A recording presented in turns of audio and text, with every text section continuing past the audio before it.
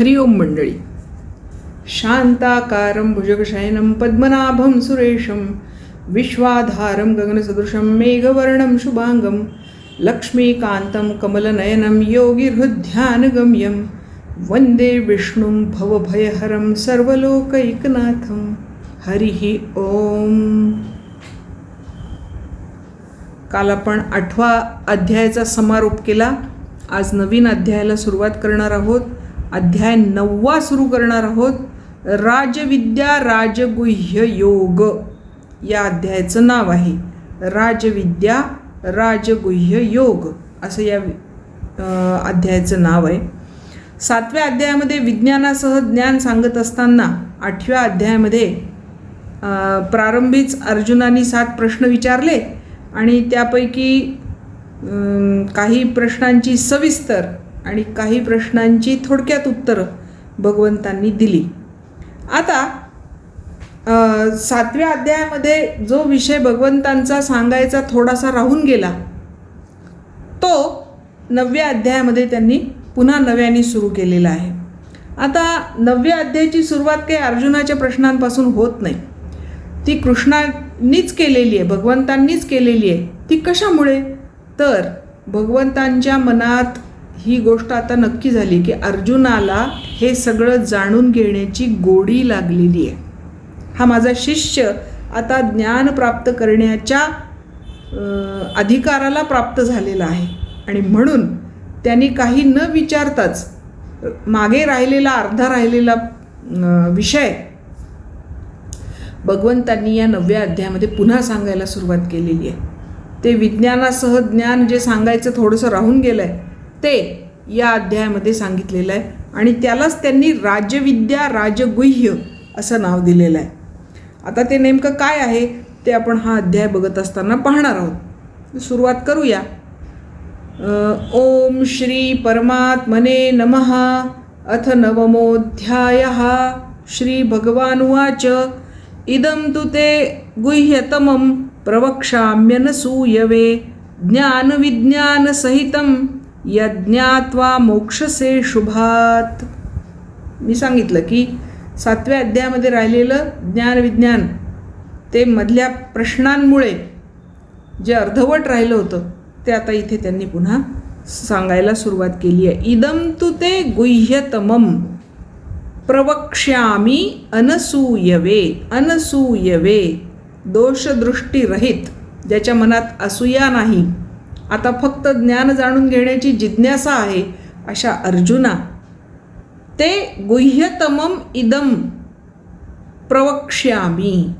तुला मी हे अत्यंत गुह्यतम म्हणजे गुप्त ज्या गोष्टी ठेवायच्या असतात त्याच्यातलं सर्वात अतिगुप्त ठेवण्यासारखं जे आहे ते ज्ञान, विज्ञानसहितम, विज्ञानसहित असं ते ज्ञान मी प्रवक्ष्यामी उत्तम रीतीने सांगतो. वक्ष्यामी म्हणजे सांगतो आणि प्रवक्ष्यामी म्हणजे प्रकर्षेण वक्ष्यामी, उत्तम रीतीने तुला समजावून सांगतो. त्यांनी काय होईल? यज्ञात्वा, ज्याचं ज्ञान झाल्यानंतर, ज्ञानासहित विज्ञानासहित ज्ञानाचं ज्ञान झाल्यानंतर मोक्षसे अशुभात, तुझी अशुभापासून मुक्ती होईल, मोक्ष तुला प्राप्त होईल असं ते सांगतात. आता हे सविस्तर सांगतायत ते. आता इथे आपण हे लक्षात ठेवायचं, ज्ञान म्हणजे काय? तर आपल्याला जे पहिल्यांदा 2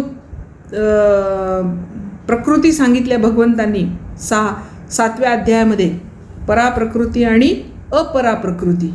त्याच्यातली जी पराप्रकृती आहे ती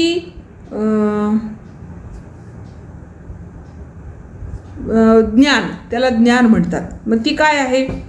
जीव आणि ब्रह्म ऐक्य भावानी जे जप करतात किंवा पूजन करतात किंवा उपासना करतात ती पराप्रकृती. श्रद्धापूर्वक सर्व कर्तव्य कर्मे करत असताना भगवंतांनाच ती सगळी कर्मे अर्पण करणे हे ज्ञान. आणि विज्ञान काय? मीच सर्वत्र ओतप्रोत आहे. यज्ञ क्रतू स्वधा औषधी सत असत कार्यकारण रूप हे सगळं जे अस्तित्वात आहे त्या सगळ्यांमध्येच मी भरून राहिलेलं आहे हे विज्ञान, असं या ठिकाणी सांगितलेलं आहे, या श्लोकामध्ये सांगितलेलं आहे. म्हणून इदम तु ते गुह्यतमं प्रवक्ष्यामि अनसूयवे. दोषदृष्टीरहित अशा अर्जुना, तुझ्या मनातला मूळ निघून गेलेला असल्यामुळे मी तुला ते विज्ञानासहित असं ज्ञान सांगतो, विशेष ज्ञानासहित असं ज्ञान उत्तम रीतीने सांगतो, ज्यामुळे तू अशुभापासून मुक्त होशील. मग अशुभ काय आहे तर संसार. संसार हा बंधनात टाकणार आहे, त्या बंधनातून तू मुक्त होशील असं अर्जुनाला सांगतात. मग आता दुसरा श्लोक, या अध्याय 9चा श्लोक दुसरा. राजविद्या राजगुह्यम पवित्रम इदमुत्तमं प्रत्यक्षावगमं धर्म्यं सुसुखं कर्तुमव्ययम्. आता राजविद्या या अध्यायाचं नावच आहे राजविद्या राजगुह्य योग.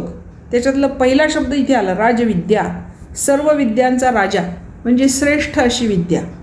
आणि राजगुह्य म्हणजे अत्यंत गोपनीय. गुह्यतम, तरतम भाववाचक रूपातलं, तर म्हणजे दोघातलं एक श्रेष्ठ, पण तम म्हणजे अनेकातलं एक श्रेष्ठ. जे गुह्य ठेवायचं आहे त्यातलं उत्तम असलेलं गुह्य असं मी तुला सांगणार आहे. प्रत्यक्ष अवगमम धर्म्यम, प्रत्यक्ष फल असणारं. प्रत्यक्ष अवगम म्हणजे ज्याचं प्रत्यक्ष फळ लगेच मिळतं, त्वरित तुरंत लगेच फळ मिळतं असं. धर्म्यम धर्मयुक्त असणारं. सुसुखम सुखपूर्वक मिळणारं. कर्तुम अव्ययम करण्यास सुखकारक असणारं आणि अव्यय कधीही न संपणारं असं ते ज्ञान, विज्ञानासहित असणारं ज्ञान मी तुला आता देतो असं भगवंतांनी अर्जुनाला सांगितलं या ठिकाणी या श्लोकामध्ये. आता राजगुह्य कशाला म्हणायचं तर राजगुह्य, गुह्यातलं गुह्य, उत्तम गुह्य असं स्वतः भगवंतच आहेत.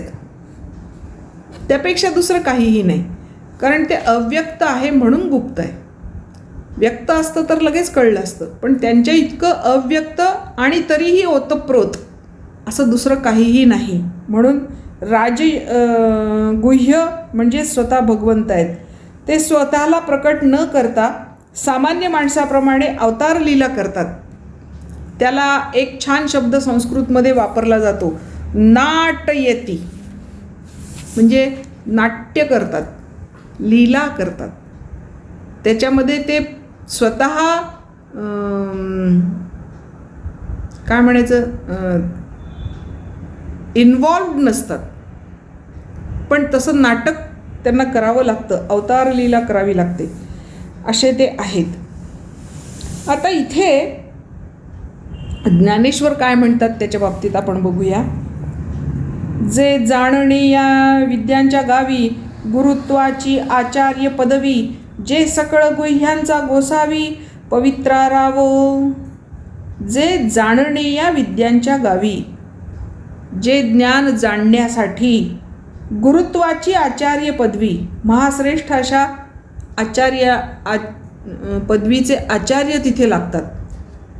जे सकळ गुह्यांचा गोसावी पवित्रारावो, कारण सगळ्या रहस्य ज्ञानाचं निमित्त किंवा मूळ तत्व असा जो आहे धुरंधर, तो परमेश्वर तिथे आहे. आणि धर्माचे निजधाम, देवीची उत्तमाचे उत्तम, पै जया येता नाही काम जन्मांतराचे. आणि धर्माचे निजधाम, भगवंत काय आहे धर्माचं निजधाम, धर्माचं स्वतःचं माहेरघर. देवीची उत्तमाचे उत्तम, तिथेच उत्तमातल्या उत्तम गोष्टीचा लाभ होतो. पै जया येता नाही काम, म्हणजे ज्याला तिथे पोहोचता आलं जन्मांतराचे, त्याला जन्मांतर नाही. जो तिथे पोहोचला त्याला पुन्हा जन्म घेणे नाही. मोटके गुरुमुखे उदयीजत दिसे, त्या ज्ञानातलं अगदी थोडंसं ज्ञान, मोटकं अगदी थोडंसं ज्ञान गुरुमुखे उजयीजत दिसे, गुरुमुखातून उदयाला आलेलं आपल्याला थोडंसं ज्ञान दिसतं आणि हृदयी स्वयंभची असे, पण मात्र ते आपल्या हृदयामध्ये स्वयंभूच आहे. स्वयंभू ज्ञान आपल्या हृदयामध्ये आहे, ते गुरूंच्या मुखातून किंचितसं उदयाला आलेलं आपल्याला दिसतं. प्रत्यक्ष फावो लागे तैसे आपैसयाची, आणि कालांतराने ते आपोआपच आपल्याला प्राप्त होतं. पूर्ण ज्ञान प्राप्त होतं जर त्याची उपासना केली तर. तेवीची गा सुखाच्या पाऊटी, त्या आत्मसुखाच्या पायरीवर, सुखाच्या पाऊटी आत्मसुखाच्या पायरीवर चढता येई जे जयाच्या भेटी, ती पायरी चढल्यावर ज्याची भेट होते, मग भेटल्या कीर मिठी, त्याला भेट झाली की त्याची मिठी पडते. मग भोगण्याही पडे, मग तात्काळ भोग, भोगता आणि भोग्य ही त्रिपुटी सांडून जाते. सांडिली त्रिपुटी दीप उजळला घटी, माणसाला भगवंताचं पूर्ण ज्ञान होतं तिथे. परिभोगाची आईली कडीलिये मेरे, त्या उपभोगांच्या अलीकडच्या तीरावर चित्त उभे ठेले सुख भारे, माणसाचं चित्त अंतरंग सुखाने भरून जातं, आत्मसुखाने भरून जातं. ऐसे सुलभ आणि सोपारे वरी परब्रह्म, अशा प्रकारे सोपं आणि सुलभ असं ते परब्रह्म आहे. ते प्राप्त कसं करायचं हे मात्र आपल्याला कळलं पाहिजे. ते स्वयंभ आहे, स्वयंभू आहे, तुमच्या हृदयामध्ये स्वतःच प्राप्त आहे. फक्त त्याच्याकडे दृष्टी वळली पाहिजे, इतकंच. पैगा आणि कही एक याचे, जे हाता आलिया तरी न वचे, आणि अनुभविता काही न वेचे वरी विटे हिना. आता या ज्ञानाचं एक विशेष लक्षण आहे. पैगा आणि कही एक याचे, या ज्ञानाचं एक विशेष लक्षण आहे, जे हाता आलिया तरी न वचे. ते ज्ञान हाती आलं तरी सांगता येत नाही, त्याचं वर्णन करता येत नाही. आणि अनुभविता काही न वेचे, अनुभव आल्यावर काही शिल्लकही राहत नाही अनुभवायचं. वरी विटेहिना, आणि त्या अनुभूतीची गोडी कधी संपत नाही.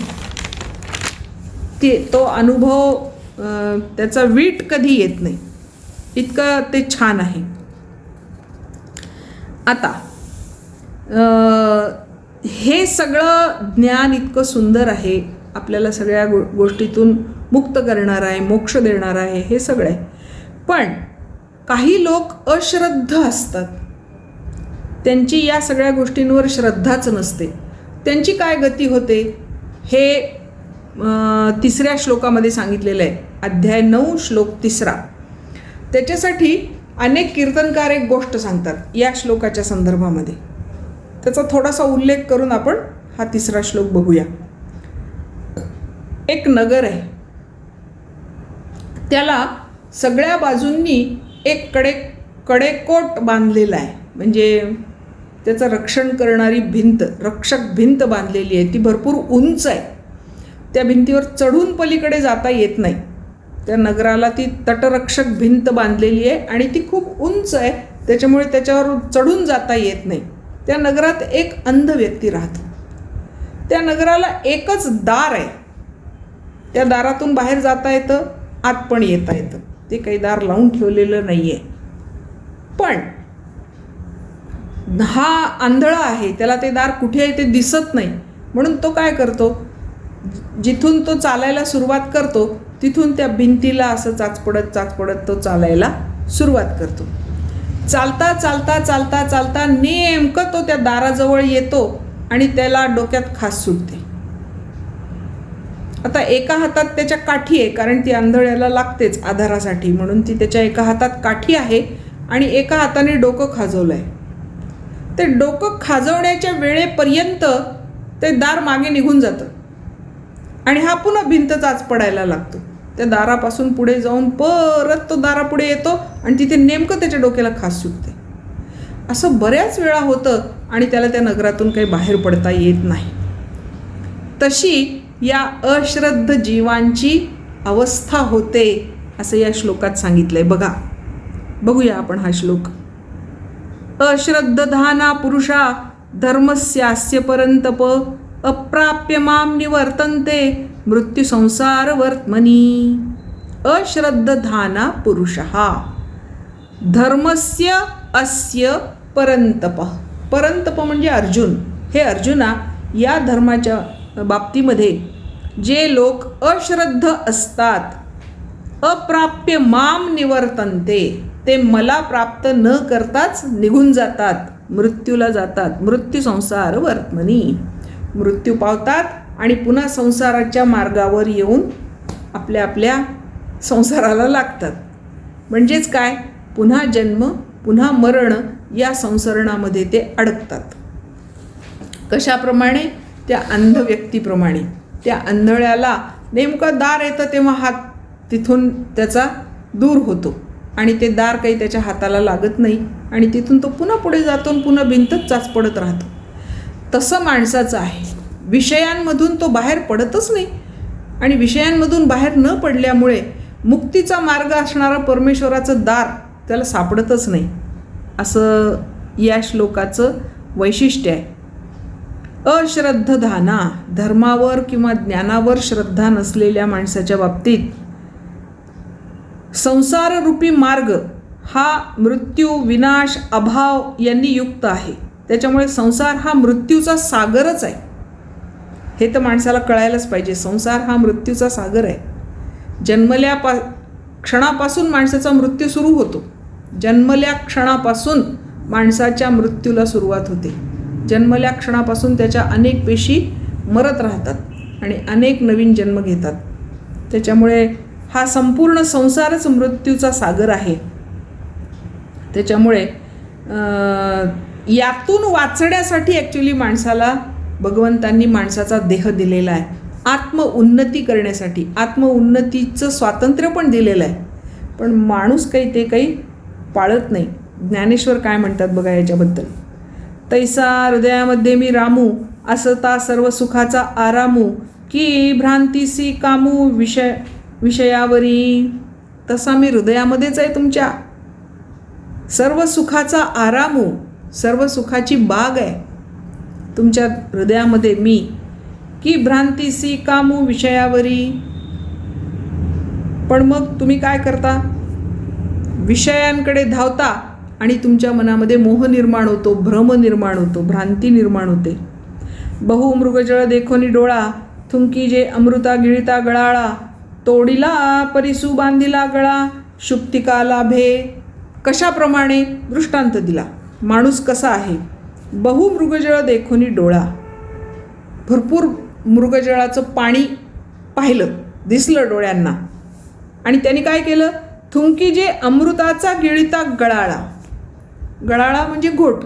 अमृताचा घोट गिळता गिळता थुंकून टाकला. कारण त्याला काय वाटलं, समोर भरपूर पाणी आहे. ॲक्च्युली ते मृगजळ आहे.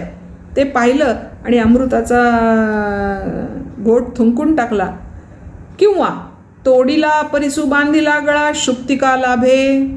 चालता चालता एक शिंपलं सापडलं. छान रंग आहेत त्याच्यावर, चमकदार असं एक शिंपलं सापडलं आणि गळ्यामध्ये बांधलेलं काय होतं?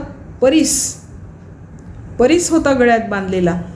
तो तोडला आणि त्याच्या जागी शिंपला बांधला गळ्यात. म्हणजे मोक्ष मिळालेला आहे, पण तो सोडून देऊन पुन्हा माणूस विषयांच्या मागे धावतोय. दरवाजा हाताशी येण्याची वेळ आली नेमकी त्यावेळेला खास सुटते आणि दरवाजा निघून जातो. पुन्हा भिंत चाचपडत बसायचं नशिबी येतं. कुणाच्या? जे अश्रद्ध लोक आहेत त्यांच्या. त्याच्यामुळे माणसानी निरंतर भगवंताच्या सान्निध्यात राहण्याचा प्रयत्न करावा. आता पुढे चौथा आणि 5वा श्लोक हे भगवंताचं सर्वव्यापी रूप कसं आहे याचं वर्णन करणारे हे 2 श्लोक आहेत, 4था आणि 5वा. मया ततमिदं सर्वं जगद अव्यक्तमूर्तिना मत्स्थानि सर्वभूतानि न चाहं तेष्वस्थितः न च मत्स्थानि भूतानि पश्य मे योगमैश्वरं भूतभृन्न च भूतस्थो ममात्मा भूतभावनः. आता पहिल्या श्लोकामध्ये म्हणजे 4थ्या श्लोकामध्ये असं सांगितलेलं आहे की ज्याप्रमाणे बर्फाचा गोळा जर घेतला तर त्याच्यामध्ये सगळं पाणीच भरलेलं आहे, ओतप्रोत त्या बर्फामध्ये पाणी भरलेलं आहे, त्याप्रमाणे निराकार असा जो परमात्मा आहे, पाणी पण निराकार आहे तसा परमात्मा पण निराकार आहे. तो निराकार परमात्मा सर्व जगत व्यापून राहिलेला आहे. ततम म्हणजे व्यापून राहणे, संपूर्ण विश्वामध्ये तो व्यापून राहिलेला आहे. तसेच सर्व भूते माझ्यामध्ये संकल्पाच्या आधारे राहिलेली आहेत. मत्स्थानी सर्व भूतानी, माझ्यामध्येच ती स्थिर झालेली आहेत सर्व भूत, मात्र कशानी? संकल्पानी. वास्तविक मी त्यांच्यामध्ये नाही. न च अहम तेषु अवस्थितः, मी मात्र त्यांच्यामध्ये राहिलेला नाही. आता हे 2 परस्पर विरोधी विधानं आहेत. ही तत्त्वज्ञानाची भाषा आहे म्हणून थोडंसं लक्षपूर्वक आपण समजून घेऊ. आता न च मत्स्थानी भूतानी, मी त्यांना सगळ्यांना व्यापून आहे पण ते माझ्यामध्ये नाहीत. सगळे जे प्राणीमात्र आहेत ते माझ्यामध्ये नाहीत असं इथे म्हटलं आहे. मग असं का म्हटलं आहे? संसाराची सत्ता मानली तर संसारामध्ये परमात्मा आहे. आता सत्ता म्हणजे काय? तर सत्य असणे, त्याला म्हणायचं सत्ता. संसार सत्य आहे असं जर मानलं तर परमात्मा संसारामध्ये आहे आणि परमात्म्यामध्ये संसार आहे असं म्हणता येईल. कारण परमात्म्याशिवाय संसार राहूच शकत नाही, निर्माणच होत नाही, त्याचं पोषण होत नाही, काहीच होत नाही. मग जर त्याच्यामुळे सगळं निर्माण होतं, त्याचं पोषण होतं, त्याची स्थिती होते, तर मग तो आहेच. संसारात परमात्मा आहे आणि परमात्म्यामध्ये संसार आहे. संसार हा परमात्म्यापासून उत्पन्न होतो, त्याच्यातच राहतो आणि त्याच्यातच लीन होतो. त्यामुळे संसाराची त्यांच्याशिवाय स्वतंत्र सत्ता नाही. म्हणून संसारामध्ये परमात्मा आहे आणि परमात्म्यामध्ये संसार आहे असं माणूस मानतो.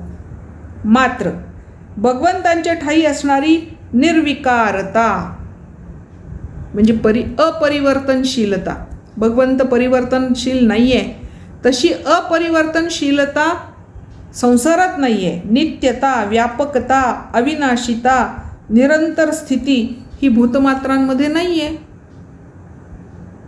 म्हणजेच भगवंत भूतमात्रांमध्ये नाही आणि भूतमात्र भगवंतामध्ये नाही. मात्र या संपूर्ण सृष्टीचं कारण भगवंत आहे, पण ते दोन्ही एकमेकांमध्ये नाही. ते जरी संपूर्ण सृष्टीला व्यापून असले तरी ते त्यांच्यात नाही किंवा हे त्या भगवंतामध्ये नाही असं इथे म्हटलेलं आहे. आता इथे ज्ञानेश्वरांनी काय म्हटले बघूया आपण. ज्ञानेश्वर काय म्हणतात? माझे या विस्तारलेपणाचे नावे हे जगची नोहे आववे, जैसे दूध मुराले स्वभावे तरी तेची दही. दृष्टांत दिलेला इथे. माझी या विस्तारलेपणाचे नावे, माझा जसा विस्तार आहे किंवा मी जो सगळा व्यापून राहिलेलो आहे त्यामध्ये हे जगची नोहे आघवे, हे सगळं जग काही त्यांनी भरून राहिलेलं नाही आहे. जैसे दूध मुराले स्वभावे तरी त्याची दही. विरजण लागलं की आपोआपच त्या दुधाचं दही होतं. म्हणजे दह्यात दूध आहे, दुधात दही आहे असं म्हणता येत नाही. का बीजची जाहले तरू अघवा भांगारची अलंकारू, तैसा मज एकाचा विस्तारू ते हे जग. ज्याप्रमाणे बीजची जाहले तरू, बीजच वृक्ष होतो भांगार म्हणजे सोनं, सोन्यापासून अलंकार होतात.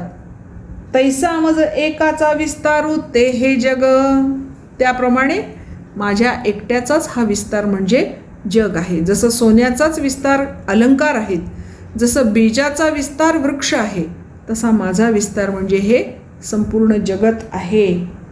म्हणून परियेसिएगा प्रियोत्तमा. बघा, अर्जुनाला प्रियोत्तम म्हटले. प्रिय व्यक्तींमधला उत्तम, सगळ्यात प्रिय असणारे अर्जुना. या परी मी विश्वेसी विश्वात्मा. अशा पद्धतीने मी संपूर्ण विश्वाचा विश्वात्मा आहे.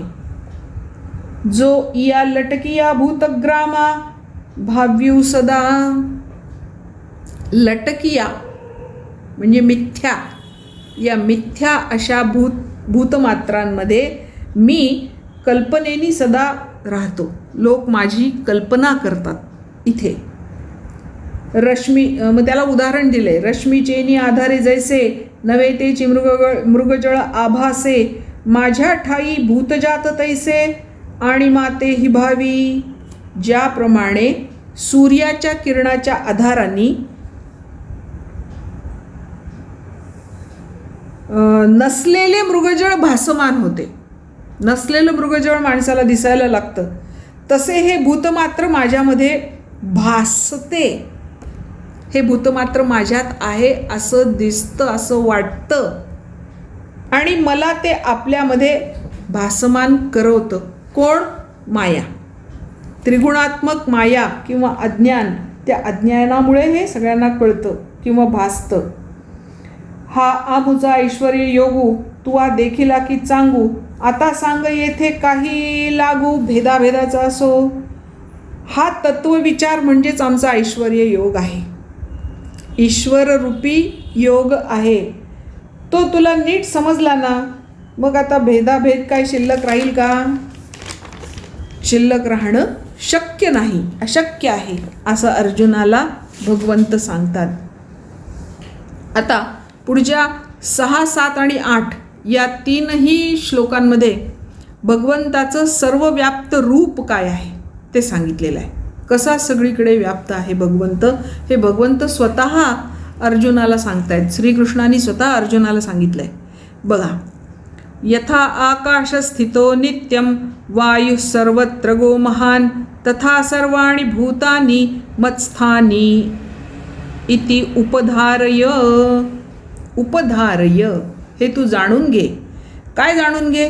यथा आकाश स्थितो नित्यम वायु.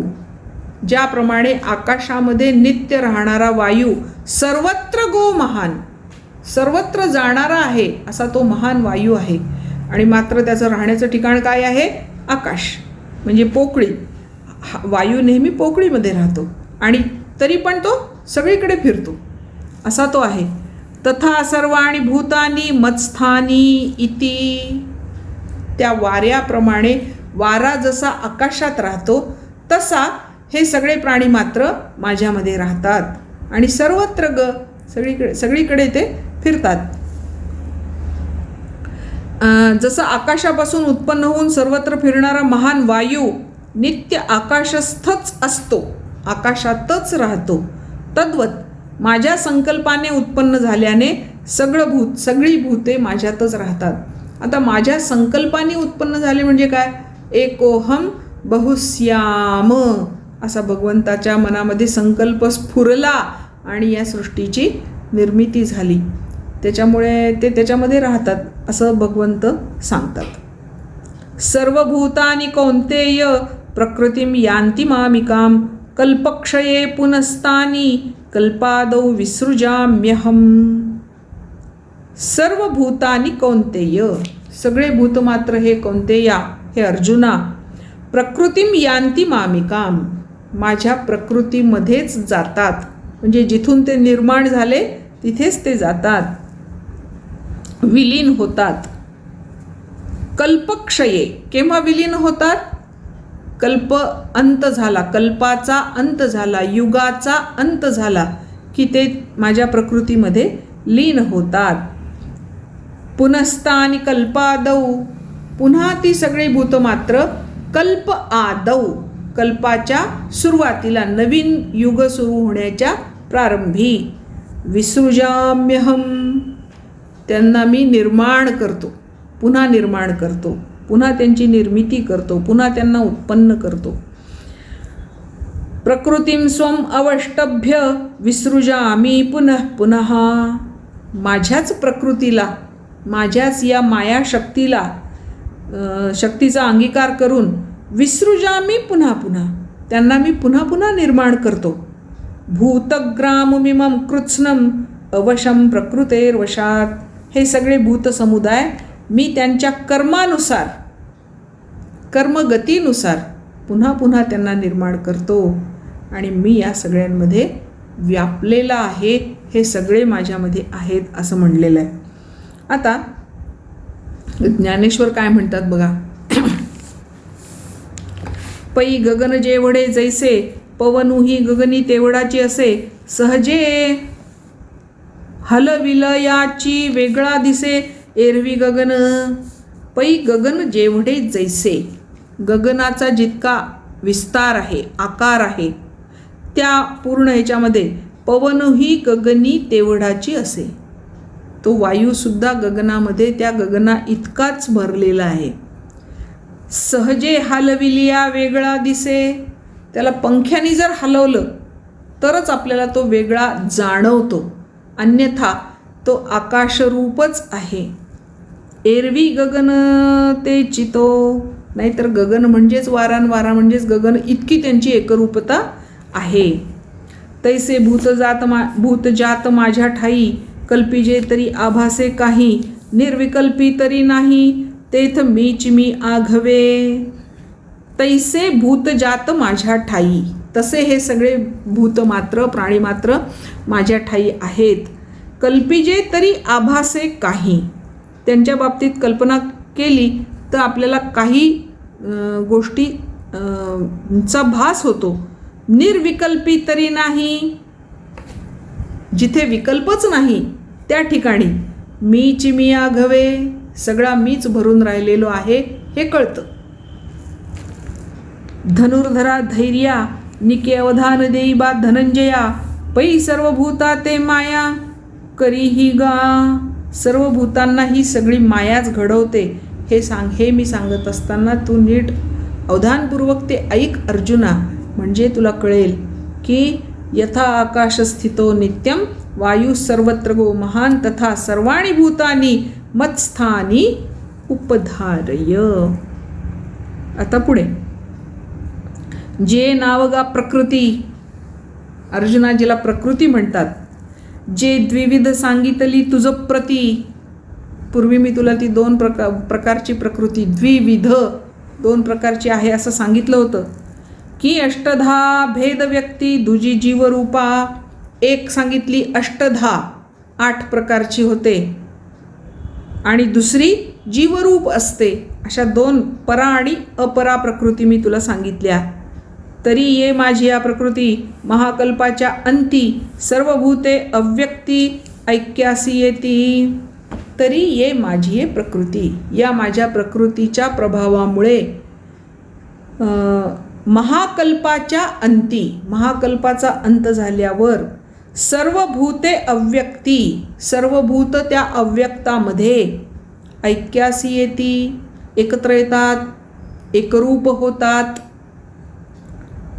ग्रीष्माच्या अतिरसी, आता इथे त्याला दृष्टांत दिलाय कसे एकत्र येतात. ग्रीष्माच्या अतिरसी सबीजे तृणे जैसी, मागुती भूमीसी सुलीने होती. ग्रीष्माचा प्रभाव वाढला, अतिरस म्हणजे खूप ऊन पोळायला लागलं की मग सबीजे तृणे जैसी, बीजासहित गवत सगळं मागुती भूमीसी सुलीने होती, पुन्हा आपल्या भूमीमध्येच लीन होतात. पाऊस पडला की पुन्हा तेच उगवतात. तद्वत हे सगळं घडतं असं अर्जुनाला सांगितलंय. आता पुढे तरी हेची प्रकृती किरीटी, मी स्वकीया सहजे अधिष्ठी, तेथतंतू समवायपटी, जेवी विणावी दिसे. आता आणखी एक दृष्टांत दिला त्यांनी. तरी हेची प्रकृती किरीटी, किरीटी म्हणजे राजा, हे अर्जुना, ही जी प्रकृती आहे, मी स्वकीया सहजे अधिष्ठी, मी माझ्यामध्येच तिचं अधिष्ठान ठेवतो. कशाप्रमाणे?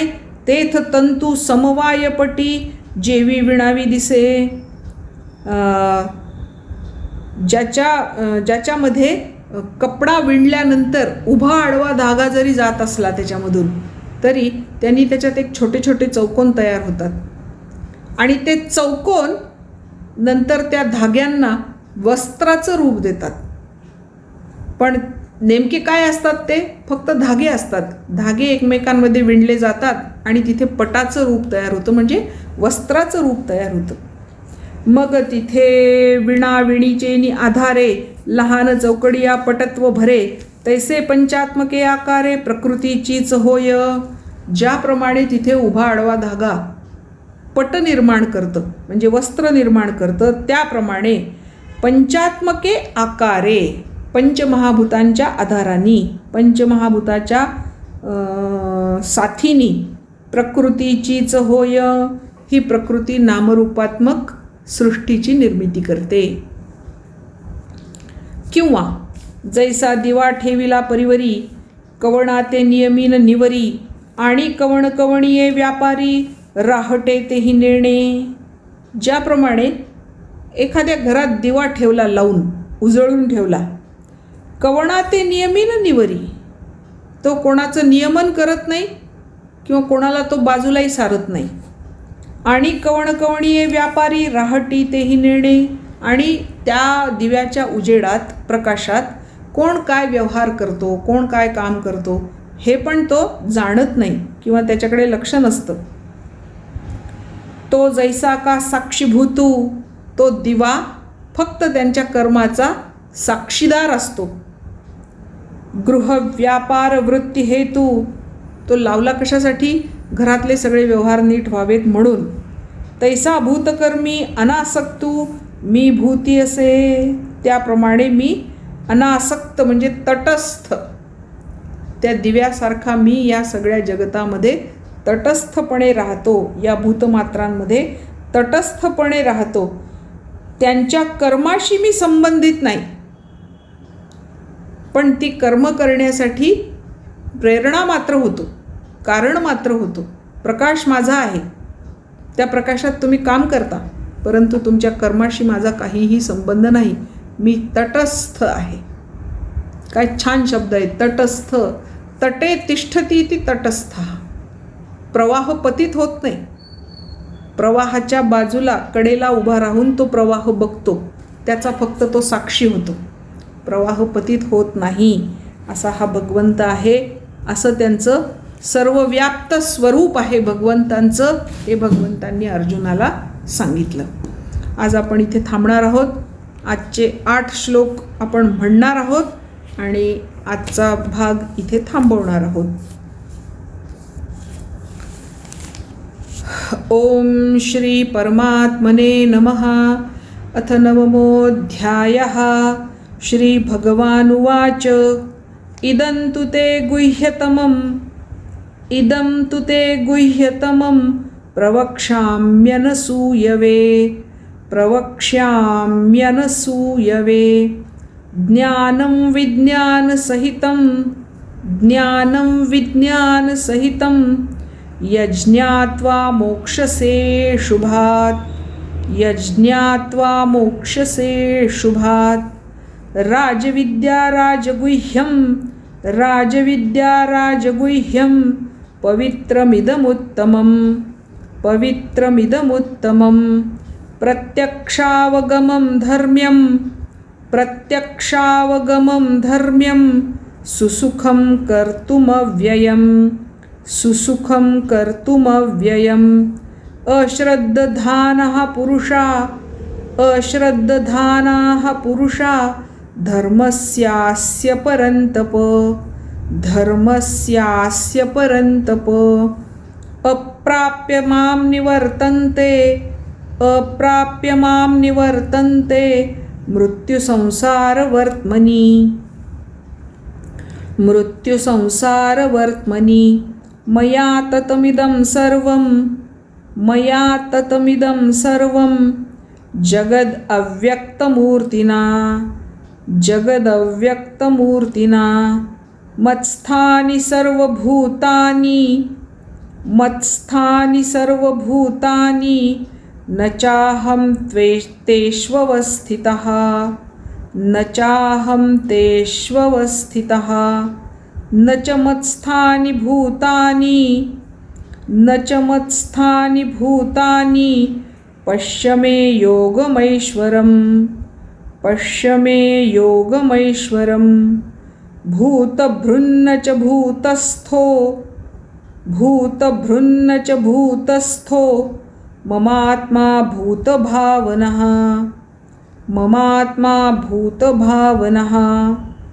यथाकाशस्थितो नित्यं वायुः सर्वत्र गो महान् तथा सर्वाणि भूतानि मत्स्थानीत्युपधारय सर्वभूतानि कौन्तेय प्रकृतिं यान्ति मामिकाम् कल्पक्षये पुनस्तानि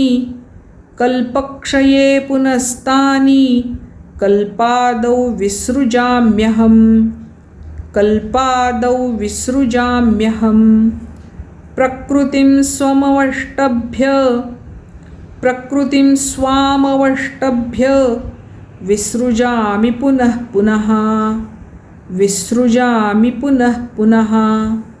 भूतग्राममिमं कृत्स्नम् अवशं प्रकृतेर्वशात् हरिः ओम. आज इथे थांबणार आहोत, बाकी भाग उद्या.